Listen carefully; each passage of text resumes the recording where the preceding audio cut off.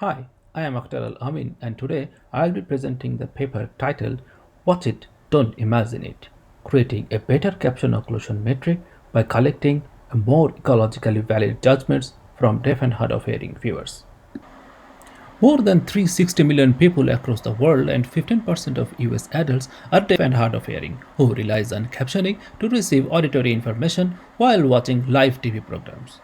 Real-time captioned news or videos are vital for providing THS viewers access to critical information like local communities, events, or emergencies. Real-time captions are in general produced by specialized software and commercial vendors who employ human captioners to provide verbatim captions. At the same time, broadcasters tend to include a great deal of visual information content on the screen in live TV programs.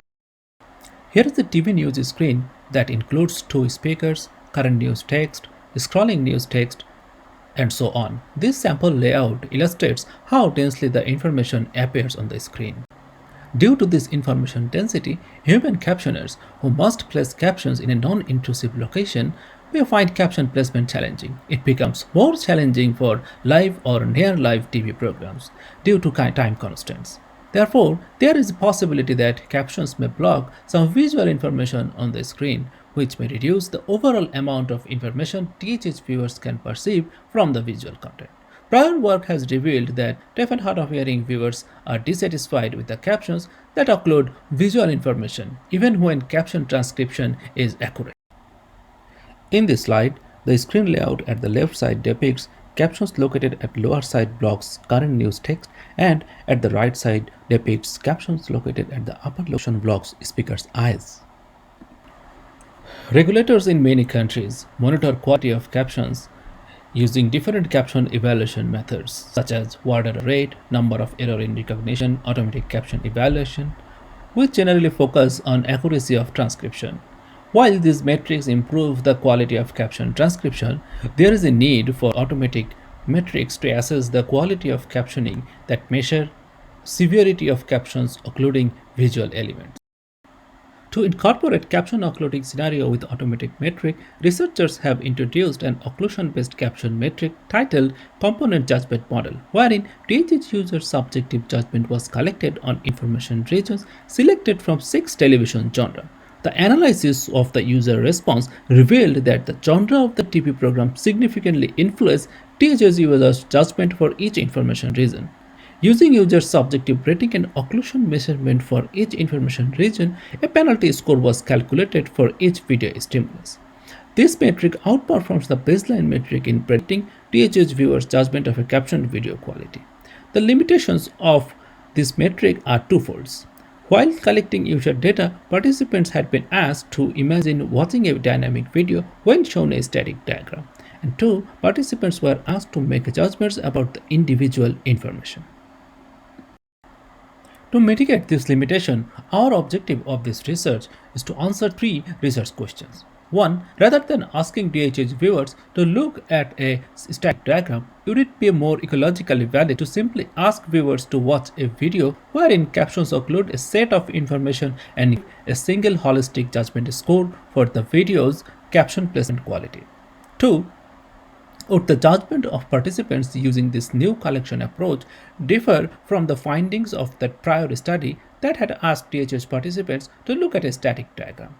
Finally, would a regression-based model informed by this new holistic judgment data be more effective at accurately predicting THS viewers' judgment of the quality of a captioned video as compared to a model based on that older component judgment data? We started designing a study by constructing a video stimuli bank. These videos were selected from 6 television genres, and 4 versions of each video were created based on 4 locations of caption.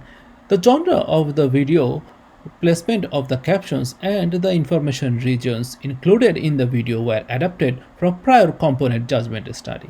A total of 24 participants participated in a 70-minute study wherein participants watched 4 versions of 23, a total of 92 videos, and reported subjective rating on a 10-point scale after watching each stimulus. Based on how much area or time a caption blocked each information region, we have derived a best fit regression model for predicting DHH viewers' subjective judgments of caption occlusion severity for each genre. The table below represents how much variance each model explains within each genre. Please check out our paper to see more details of this. In a relative importance analysis, we observed that our holistic data collection approach yielded differences in which features were judged to be important by DHH participants as compared to those found in prior work. For example, for news genre, our holistic model identified occlusion of scrolling news, speaker's eyes, over-the-shoulder text are the top ranked features. On the contrary, in prior component model, occlusion of speaker's mouth, current discussion topic and listener's face are identified top ranked. For more details of this comparison, please check out our paper. Now, since our relative importance analysis showed that our defined ranking of information regions within each genre is different from prior models, we used this model to build a metric that could predict DHH viewers' judgment of a captioned video quality. To compare whether this approach for data collection was superior than the metric based on data from older data collection approach, we made use of a set of videos that had been judged by 23 DHH viewers in prior work and saw how well each of these two metrics predicted the judgments of those participants. A correlation coefficients comparison between holistic model and component model reveals that our holistic model outperforms component model in sports and weather genre. Our contributions of the work are fourfold. 1. A superior approach to building model that outperformed the prior state-of-the-art model. 2. This regression-based model may be useful for regulators or others who need to evaluate accessibility of live TV programs. Third, this metric could also be used prospectively to guide caption placement in television videos to speed up the work of humans who are captioning videos, especially in time-critical context like live television broadcast. And finally, we disseminate a software implementation of our caption occlusion metric for use by practitioners or for use by research community in replicating. Now I would like to thank my co-authors Saad Hassan, Sooyeon Lee and Huenerfauth.